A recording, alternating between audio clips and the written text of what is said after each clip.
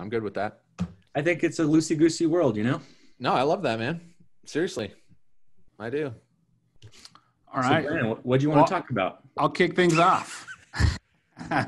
So I saw this yesterday, courtesy of Wayne Slights sending me some information or some news about Twitter. Did you guys see this new feature that they're rolling out about? No. I don't know if you've seen it, Jacob. You can control who replies to you.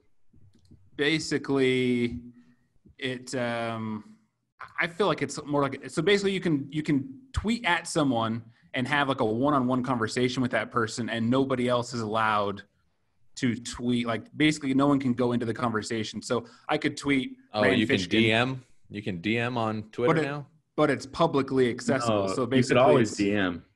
It's just you're saying you can have a private one-on-one conversation. But that other people can spectate basically. So kind of like you could have like, oh, we've got President Obama and we're doing a big conversation kind of thing. So it's a back and forth conversation that doesn't get messy with all the other trolls or replies and whatnot. I mean, Twitter was already fairly good at keeping like the prominent people in the conversation available. But I don't know. I thought that was kind of interesting. I think there was a missed opportunity because I don't know. Like, I think the bigger thing would have been Twitter to make it more intuitive to have live one-on-one conversations. Like, Twitter's always just sucked at live video, which I'd never understood. Like Instagram, for example, has a pretty good go live, and then you can easily add in someone in the conversation. I think Twitter technically has that. They just don't push live like Instagram or some of these other networks do. And that would be really interesting to be able to have like a one-on-one conversation with someone that people can actually watch. Because I think that's where the value is. Like, I don't want to read a conversation between Rand Fishkin and someone else. I would love to listen to something, or better yet, watch on their phones. But I don't know. Do you guys think is this going to be a feature that just kind of gets dusted underneath the carpet in a few months? Or do you think there's actually something of substance with the ability to have one-on-one tweets publicly? It feels like we're pulling Twitter from under the rug to talk about it. I hate Twitter. I think Twitter is I don't get it. I don't get Twitter. I love Twitter. Like, do you participate or do you just watch? Like, I'm never on Twitter. I get on Twitter. I don't even understand how it works. The fact that a tweet has such a short shelf life, like, where's the value in any one tweet? Well, I think that's the thing about Twitter is it's not necessarily evergreen kind of stuff. It's like people go to Twitter because it's like, I want to find out what's going now. I would imagine Twitter's usage has skyrocketed since the whole pandemic because that has been the source. Like, I've had several people who have either like got back, reactivated their Twitter account, or they finally made the move to get a Twitter account because it was the only way that they could get like up-to-date information with like what's shutting down today. And you would get, Twitter is where the news gets their news from now. Like, you even see it in the background of some of these anchors where they have their giant monitors and they're on TweetDeck and they're on Twitter. And like, they're just monitoring what's going on. And so I think that's the value of, if you're looking for evergreen content where you can hop on at any time and get a good story or something like that, Twitter is probably not your thing. But if you're like, I want to hear like the most up-to-date commentary, the most up-to-date news, nobody comes close to competing. Like, if there's an earthquake and you want to know where the aftershocks are happening, Twitter knows it before anyone else. Let me tell you how lame Twitter is. I just Googled Twitter news, and the top 3 stories are from News 18, the Indian Express, and the News Minute. Did you just say you Googled Twitter news? To find something on Twitter. Use Twitter to find something on Twitter. The thing I don't use Twitter. As the people you follow. So if your Twitter feed sucks, it's because you follow crappy people. So it's just something you have to like cultivate and learn. Like, I follow you. I'm a crappy person to follow. Don't follow me. All I do is tweet nice and poor stuff, and that's it. You go to the trending tab and you see like who died. I find out who died on Twitter before TMZ finds out. Yeah, that's fast. Twitter's awesome, man. And good info to have. I mean, if the COVID didn't save Twitter, Donald Trump saved Twitter. definitely. Dude, it's like his whole unfiltered poop brain is all over Twitter. So if you want to see what he thinks. Yeah, that is. I was thinking that it's like, man, Donald Trump is the biggest blessing to have the president of the United States pick your platform as basically his official / unofficial way of communicating with the public. Because like you go to his Instagram, like, nope, it's all Twitter. Twitter is where you get the real side of Donald Trump, and that's ginormous. Like 40, 50 times in a day. I was actually going to I was just thinking the other day, because I remember during the election, I was following him and Hillary Clinton and looking at their Twitter followers. Donald Trump was a little bit higher than Hillary Clinton, not by much. I want to say Donald Trump was around like there's somewhere between 4 and 10 million followers, which is a lot of followers. He now has over 70 million followers.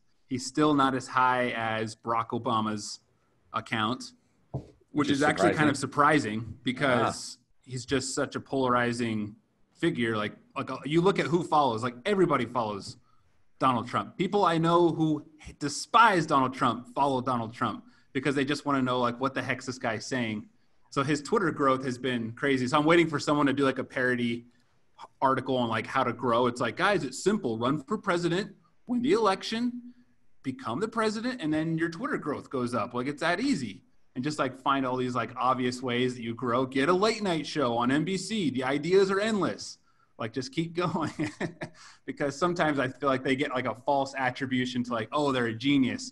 Like I don't think Trump is intentionally trying to market him. Like he's not intentionally trying to grow. He's doing what marketers are trying to replicate. How do I create content that engages, whether that's in a polarizing manner? Because sometimes polarizing is better than nobody interacting with your crap. He's popular on social for the same reason that why am I blanking on his name? Kanye West? Because they have similar tweet Gary habits. Gary V. Not sure why I couldn't think of his name. Oh, I'd like to hear that reasoning.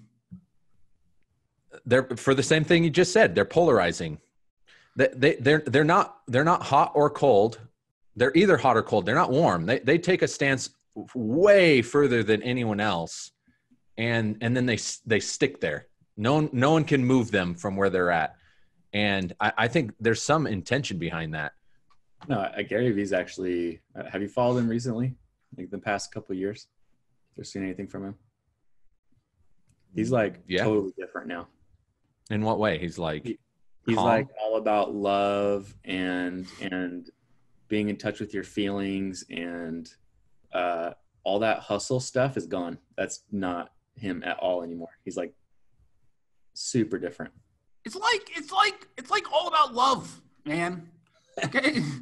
So I saw something recently on him, which this isn't to counter your point, but someone asked him in an interview, "Why do you cuss all the time?" Have you seen that? Why do you swear all the time when you don't have to? And he was just like, "Listen, I believe in being myself, unfiltered, and that's what comes out." Look at this. Can you see my screen? Yeah, yes, sir. That's a really nice cliff. This is Gary V. The Adventures of Lil V. Like he did that? What do you mean? Yeah. New show for kids, huh? I've not seen this. This is not the Gary V from 2014. Does he drop the F-bomb in the kids cartoons as well? The kind of content that he releases. That's interesting. He like totally different. As part of the same interview, he brought up a story about how his daughter's 4th grade teacher is always calling him saying that his daughter has like a problem with swearing. And he's like, I don't care. I don't care. I think that's funny. Yeah. Well, the other thing Brandon, about, I think it's a big update. I think it's a big update for Twitter. I think it's going to flop, in my opinion. Really? Yep. I don't think it has. I don't know. I think you're going to see bigger publishers, bigger like people use it. I think the common person.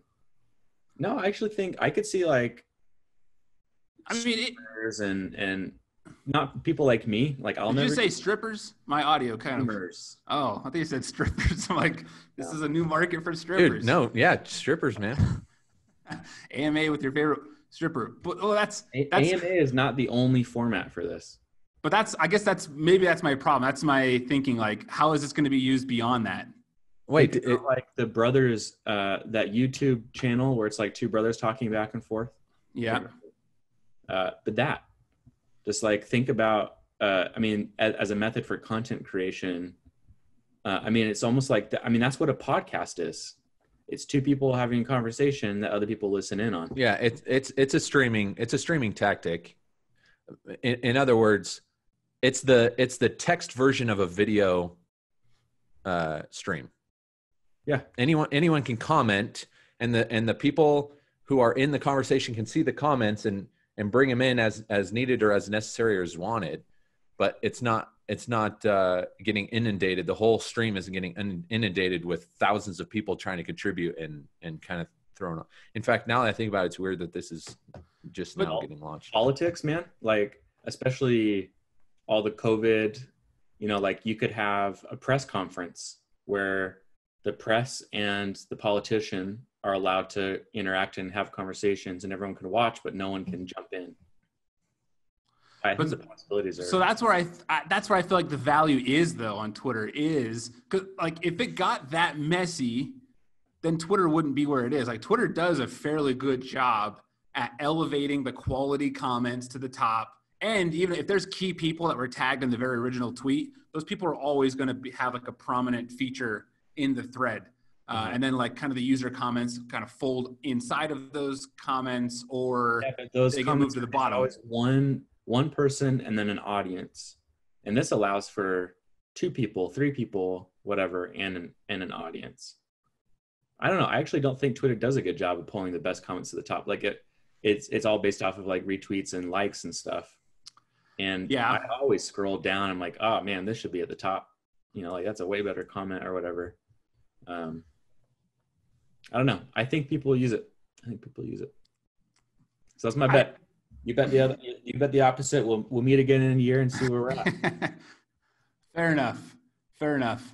I do think going back to the Gary Vee comment though, I think Gary Vee is also just insanely consistent, which also Donald Trump is insanely consistent, but I don't know if they're even comparable in terms of the same reason. Like Donald Trump tweets, I think I did a count once and it's like around 24 to 30 times a day is how often he's tweeting, which is insane. Yeah. I think he tweets more than Gary Vee. Yeah. But he probably does. But Twitter is here's what I'm saying. You mentioned that people follow Donald Trump because they don't know what's going to be said because something crazy could come out. Well, yeah, and whether they like him or hate him. And I think Gary Vee has a similar audience where whether you hate him or you like him, people are following him because he has very polarizing opinions. So. I think if you look at the 18 to 25-year-old, especially male, who is like really want to start their own business. Like my brother falls within this perfectly. And he's a big fan of Gary Vee. Like you follow Gary Vee for the value that you get. Like, I don't think there's a lot of people hate following Gary Vee. I think a lot of people, when they get sick of Gary Vee, unfollow him. They're not like waiting to see what crazy thing he tweets next. But I think there's a lot of people who hate follow Donald Trump to see like, yeah, I think it's different. Yeah, I think it's totally different because one's the president. So it's like, I got to know what the president is saying. I'm not comparing the scale. I don't think people hate follow I think people hate follow Gary Vee. Really? Yes. I think people hate engage, and that is unique about Twitter. It's one engage? Thing I like. What's you're going to hate engage, but you're not going to hate follow? Like Chris Harrison from The Bachelor. Your friends like one of his tweets, and you're like so pissed off about the tweet. You wouldn't have seen it if your friend didn't follow them, but then you got to engage because it pisses you off. Yes, and that's it's the cool thing about Twitter. It's also like the curse of Twitter. It's why people just get triggered on Twitter so easily because something of a different opinion that they were not intentionally following comes into their feed and they're pissed off and then it's just like a fight. And that's why Twitter turns into a Royal Rumble where everyone's just like fighting each other Whereas every other network like Instagram, TikTok, well, TikTok's different, but you can curate your feed very, very well. And occasionally they throw in. I mean, how long ago? I can't remember. I feel like it was like 6 months ago. They started doing the like, you see posts from other people that your friends like or your connections like. I hate that so much. Yeah. I feel like it ruins the LinkedIn feed. And But there's no from a marketer standpoint, though, it does increase your reach for sure. Your reach and your chances of spreading. But True. I don't know. That's interesting. I've always been tagging you, Jacob, and I never get responses. So now I know why. No, you're not. I just logged in. Let's see. I've got 12 notifications. It's been a long time. Where is it?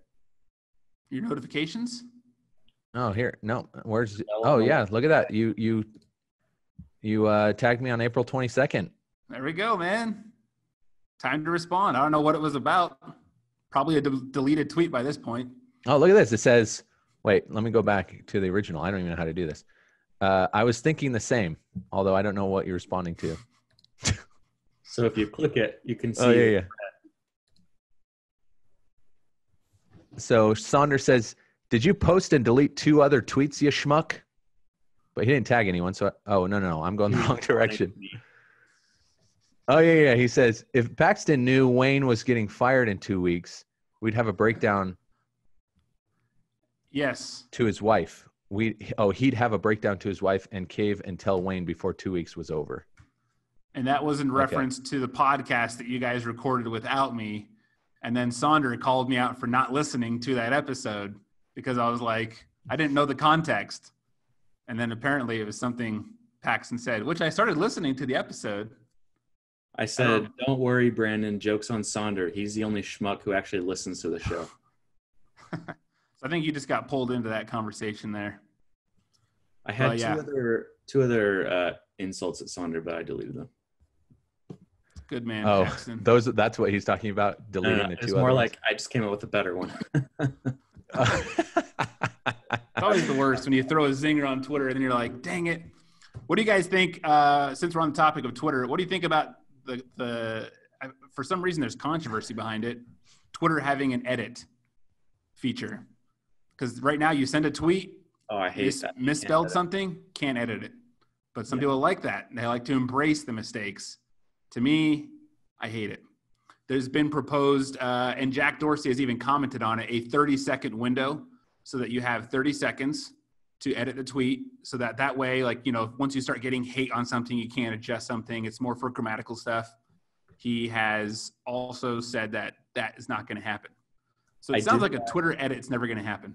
I like the fact that there's somewhat of a permanent record, especially for more public individuals. Like there are people who are just cataloging and storing their tweets forever. Yeah. You're saying you like still be true for if there was an edit, but like you're not going to change the context of a tweet in 30 seconds. No, that's what. Yeah, so 30 seconds. I'm on board with that. I kind of do like the fact though that you can't edit, and I wouldn't mind a 30-second one. But even Facebook isn't shows the life of a tweet history. 18 seconds? I think you're at 18 minutes. That's probably seconds. Average. I mean, there are some tweets that like live on for. Well, yeah. I mean, yeah. That's why you have the edit history, like Facebook. Facebook, if someone edits their comment or they edit their post, you can click on it. It shows like, it says edit or edited, whatever. You can click on it and it will show the versions. And so even if someone is trying to change the context, document it and show, here's the history. Oh, they change, and then even highlight the changes even. That would be really cool. It just seems like that's such a dumb thing. Because I hate not when being able to edit. Yeah, like even yesterday, like I sent a tweet out for 97th Floor, and I read it over and over and over, and I liked it the night before, and then I woke up and I saw the tweet, and I hated one of the words I used. And I'm like, no, because I said this in one sentence, it sounds repetitive here. I just want to change that one word. And it would not change the context of the tweet. It would just read a little bit better. Yeah, well, maybe you should be more thoughtful before you hit the tweet button. I was so thoughtful, but there's just times like once it goes live, not you thoughtful read it. Enough. Apparently, not enough intention behind there. But those situations, and then people have already liked it, they've already retweeted it, and that's what I hate. Like usually if I catch I hate it, when people like and retweet my stuff too. I do hate it. I hate it when I have a tweet that I do not want to be more than like 24 hours, and then it starts getting a bunch of likes and retweets, and I kind of feel pressured to keep it, because then I don't want someone on their timeline to have like quoted my tweet, and then it's like tweet is unavailable, because you immediately just assume that that person regrets whatever they posted, when really I try to make it so that my timeline is more evergreen stuff, and the timely stuff I'll delete like 48 hours later for the most part. Like I delete several tweets every week, just because it's like, all right, like someone who's looking at my timeline, that's not going to have any context or not really reflect on what I want the thread. Like right now, I've got a bunch of tweets. You and I have talked about before. What prevents me usually from tweeting is the fear of having a tweet that gets 0 likes. And so you have like anxiety. It just seems so embarrassing to me when I read someone's tweet that has been out there for like 6 hours or a day and there's nothing on it. It just seems embarrassing. And just delete it, and then no one will know because no one even liked it. Yeah, I feel like I see your stuff like that all the time, man. Like you. Oh yeah. What? Dude, that's deep. That's a dig, dude. That's kind of messed up. Well, no. But it's true. Like, I admire him about it in the fact that like it doesn't bug him. Like I think Brandon is right. Oh my god. Like he has one here from May 11th. This is the most epic trolling I've ever seen. Roger Goodell, and is and nothing on it. No likes, no retweets. And then you have the one that you mentioned to Rand Fishkin commenting on how good his hair looked, and there was like not even a like from Rand Fishkin. Yes. So what a douche. The thing is, Brandon is not in the minority. That's how people. I mean, you look at like John Doherty. He's another one that comes to mind. I mean, he has a pretty good following or whatever. He has tweets all the time that has nothing, like 0 interactions. So I'm the one who's wrong in that it's not embarrassing. It shouldn't be perceived as embarrassing. I think I just view it as like you're in a group conversation and you pipe up and say something and then no one acknowledges that you said that. Like that's how it feels to me. So here's my philosophy on that. And I'm not alone, because I've talked to other people who have super successful Twitter accounts, and it's a similar mentality that they have. And as you keep doing it, you just start getting more and more likes. But the more you tweet, the higher odds you have of like getting likes and getting retweets. If I sit around and wait for like the good tweet, and then, and most of the time it's not going to be the good tweet, then I'm just going to like have these tweets like once every week or once every couple weeks. And so don't treat Twitter like YouTube. Yeah. Complete opposite of YouTube. YouTube, I'm the opposite. If it's not a video that's going to get at least 5,000 views, my new thing is I just don't even bother with it. Because that one, like there's so many things about the algorithm. Whereas Twitter, just the more you talk, a lot of it's going to go ignored. And that's the stuff, like you can just delete it. Like, especially if it's timely kind of stuff. Like I'm commenting on, I just watched this Netflix thing and now I put my comments out, and then I'm going to delete it. Even if it gets likes, I'll delete it in a few hours, or not in a few hours. It's usually a few days I'll delete it. But you just keep tweeting, and then you're going to have you have a much higher odds of getting that one tweet that blows up and does well. And then you get some new followers from it, and then you just keep going. You just keep talking. And that's what John Doherty does. Like he just talks all the time. I see a lot of tweets that don't get anything, but then I see other ones that spark a huge conversation. And so cow. I think that's where Twitter is unique. You guys are right. Yeah, you guys are right. So Paxton, your new goal is to tweet 6 times a day. Austin Allred, I think, is the perfect guy. Like he did not get to where he is without just mouthing off about every thought that hits his head. He's like a mini version of Donald Trump, and he's super good. I mean, he's a growth hacker. Like he knows how to hack his way. He knows that the polarizing stuff does well. And it's also just like a level of experimentation. Like you're just experimenting with what works and what doesn't work. Like I now know this is not going to work. Sometimes it's like the most obvious. Like the one thing I hate about Twitter is I feel like the stuff that gets retweeted the most is just like obvious cheesy statements. Like those, I'm trying to think of an example. Like there's one account I follow and it's just like, he just tweets out, like sometimes people just love the most elementary basic stuff and that just makes them look smart. and you just tweet it out like, oh, so profound. And it's like, you just said like a very basic thing. Whereas like I'm giving like a real analysis on something, and that you just kind of learn. And human psychology just kind of changes, like, or what's trending changes over time. So what's going to get tweets now is not going to get tweets in 2 months. And so you have to just like constantly be in conversations and whatnot. I still have times all the time where I'm just like, should I tweet this? Should I tweet this? I don't know. I hold back a lot of tweets, and that's, I would tweet a ton more. There's still stuff that doesn't even make it past my filter, which is a pretty liberal, loose filter. If you've seen tweets, I'll usually hold back on stuff. So I don't know. I think Twitter's interesting. Jacob, I think you need to give it another try. You know what? This is reminding me of that subreddit, Change My Mind. Is that what it is? Is that the big one? I don't know if that's a subreddit. I know it's a big Steven Crowder thing. No, there's a subreddit that's like you throw out your like, hey, I think Twitter's sucks. lame. Change my mind. Yeah. Anyway, I'm looking at my Twitter. I have 775 tweets, and I'm like, what? Where did those come from? You used to always be on Twitter. Did you have an auto thing set up? No. No, I don't. You used to be really active on Twitter, like in the early days of 97th Floor. I remember you were always on Twitter.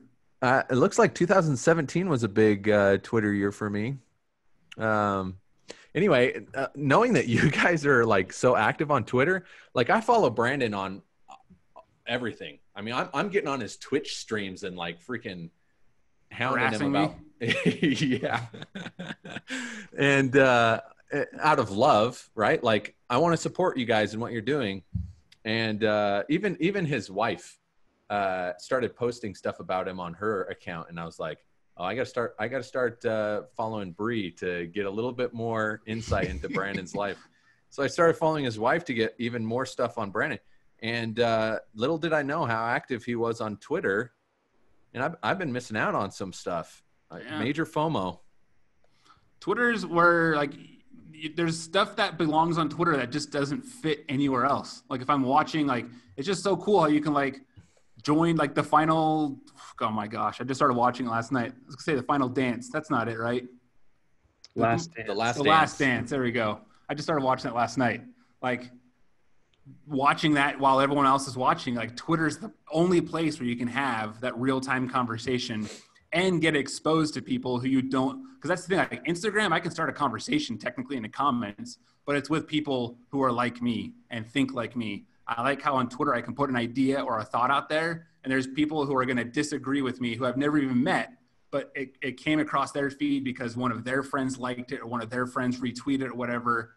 And I feel like you get exposed to so many more, like, I don't know, people accuse Twitter of being an echo chamber, and I think there's degrees of truth to that, but I also think it's doing a better job than anyone else at exposing you to ideas that you either disagree with or would not originally engage with. And so Twitter is interesting. Twitter's where I go and see, I'm like, oh yeah, the world is crazy. There's a lot of crazy people out there. And I don't get that on Instagram or YouTube, because all those other networks, you just kind of curate, like, this is what I want. And there's pros and cons to that kind of stuff. So Twitter, I think is, I don't know if it's someone just asked yesterday on Twitter to rank your favorite social networks. And I was trying to think, and I'm like, I don't know, man.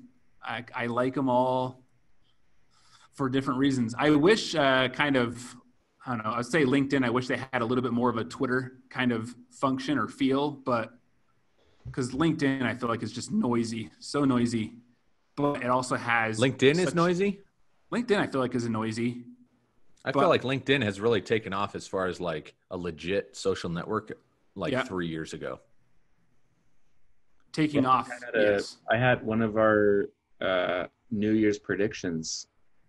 Mine was LinkedIn taking off. I think this year, you mean past year or what? Yeah, on the show. It was like 3 years ago when we did New Year's predictions. Why do you think it's taken off? It was back then they did a huge overhaul of the platform. It was like the feed, how the feed works. I can't remember what else they overhauled, but it was a ton of stuff. And it's pretty close to the time that Microsoft acquired them. I think it was just after. Yeah, a lot of people thought Microsoft would be the death of LinkedIn. Like, oh, Microsoft bought it. They're screwed. Microsoft's been doing a lot of smart stuff lately. What have they done with LinkedIn? I don't even know. Well, I know they bought it. Well, that was like 2 years ago. They've also turned I'm pretty sure the acquisition of lynda.com happened after Microsoft acquired LinkedIn. So adding the whole educational arm to LinkedIn and the certifications and whatnot. Like LinkedIn turned into, it was a place where resumes were posted and that was in. Now and that was it. Now it's turned into an actual full-fledged social network. I do hate still, and I think Wayne Slight was mentioning something like this, or a similar pet peeve, where sometimes the content that still does the best is when someone's just ripping off some like funny or emotional video that you would normally see on like Twitter or Instagram. And then they post it on here, like some dude surfing and then ripping out. And it's like, entrepreneurs be like, and then like you just watch like this GIF or mini video and people like love it and they eat it up on LinkedIn. And that's not why, but you also get a lot of people that rip every time I see that kind of content. They're like, this is not what LinkedIn is for. Quit posting this kind of crap here. But the algorithm still values that stuff because the human instinct is like, oh, that's funny. Like they don't care necessarily. So it's like, am I in the minority that doesn't care to see that kind of content? Because I like the stuff where it's like, oh, this business leader at this company is posting unique insights about here's what life has been like since working at home. We just noticed this. This is really interesting. It's like, like I go to LinkedIn for sophisticated content around like just my work life, whatnot. Like it's an escape from the trendy gifts. Like if I want to laugh or get something trendy, I'm going to TikTok, maybe Instagram. I go to LinkedIn because I want like the insights that you can't get on Twitter, because Twitter has a very businessy feel. If that's who you decide to, Twitter, you can make it whatever you want, but people are limited to 100 or was it 240 characters now, right? 240? I think that's right. Yeah. I will say this. If you want to laugh, you go to TikTok. Any other platform doesn't even come close to making me laugh as hard as TikTok. The TikTok algorithm is like none other. Oh man, it's so unbelievably funny. Sophisticated and very creepy. And my wife and I are both semi-addicted to TikTok, and we talk about what we see because we see very different things. Going back to your algorithm comment, and what's really funny is that the same trends we see, but different genders doing it. So, for example, are you on TikTok, Pax? No. I was just going to say we need to have the opposite conversation. We just converted you back to Twitter. Now it's time to get Paxton on TikTok. Yeah. So there's a trend on TikTok. It's a little bit older, but it's recreating past photographs. And there's like you know what I'm talking about, Brandon? There's a song that goes along with it that I can't remember, but it's like the song goes and you kind of, the first part you're setting up the picture. You don't really know that they're setting up the picture, but then they set up the recreation, and then right when a certain part of the song hits, it switches to the original picture. It was right? Simple Plan. I'm Just a Kid is the song. Yeah. So someone took that trend and turned it into a new trend where it started with this farmer kid who's out in the field, and he's kind of walking, and he grabs his hoe, right? His farming tool, the hoe. Oh yeah. And he sets it up and he holds it next to him, and then it changes to a picture of like his ex-girlfriend, right? Like he's recreating past picture, and he's calling his old girlfriend a hoe. That's basically what he's doing.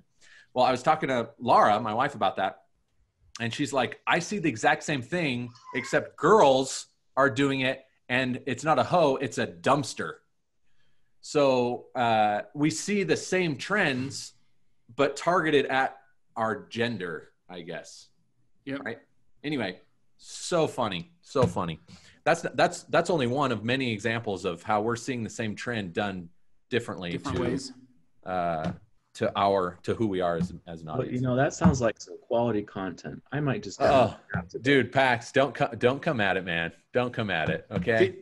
So TikTok's known for like the meme kind of stuff, but I follow accounts like we're starting to see people create like real content. Like there's this one handyman dad, in every video he just posts like unique situations that you'll come across around your house and that are just like a pain to fix. And in 60 seconds, he shows, here's how I fix it. There's another lady who was like a big corporate recruiter in Silicon Valley, and she just posts tips, like 30 to 60-second tips on getting a job, building connections and stuff like that. So there's a lot of valuable type of stuff. Yeah, there is. And their advertising is getting better too. Vivint Smart Home is experimenting with TikTok advertising right now. What I think is so cool about TikTok is I think it's a fantastic playground for people who are going into content marketing to play and get experience, because you don't have to necessarily come up with like this original idea. You could just hop into the trending tab and see what like the trending type stuff are. And then just ask yourself, how could I take this exact format and spin it into my business? Right. Yeah. And that's easy to do versus like, how do I, like Vine, it's just like, how do I come up with like the next creative thing? And there are people who have built TikTok careers. They look at the trend.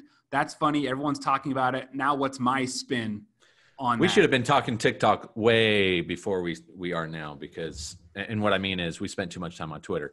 But I will say some companies are doing it wrong, because there are some ads on TikTok where they're taking content from some other platform and they're just pulling it on a TikTok. Yes. And that is like the worst possible thing. And that's like, oh my gosh, this is like nails on a chalkboard watching your stupid corporate video. When there are some companies who do it right, where they figure out how to mimic TikTok content or ride on the wave of TikTok trends while promoting their brand. And then, there are some brands who just naturally fit on TikTok. Hey, buddy. Welcome to the show. Stupid is not nice. Did I say the word stupid? Yeah. Oh, I'm so sorry. Yeah, come on, man. Yeah, you're right. I shouldn't say stupid. Now we have to put the explicit thing on this episode. Good job, Thanks buddy. a lot. That's sweet. All right, fellas, I think I got to wrap up. Yes. We need to talk more about TikTok sometime. Maybe we'll spend a whole episode convincing about it on Paxton Tuesday. to get on TikTok. Yeah, we'll talk TikTok next time. On Tuesday. All right, Pax, you can hop off. I want to record an intro real quick that you can take and throw at the beginning of the video, Brandon. And then, See you guys. all right, see you, Pax. Actually, before I do that, how about we sign off real quick? All right. If you've enjoyed this episode, we invite you to leave a positive review on iTunes or any other podcasting platform that you're listening on. Also, we're on YouTube. Brandon, what do they do on YouTube? Like, comment, and subscribe. Smash that the like subscribe button. Smash that subscribe button. Anyway, we're now doing video, so join in. Brandon, earlier before we started recording, actually we were recording, but we're going to chop that part off, threw out the idea of potentially going live. So if you want us to go live, you can shoot us a comment. Sounds good.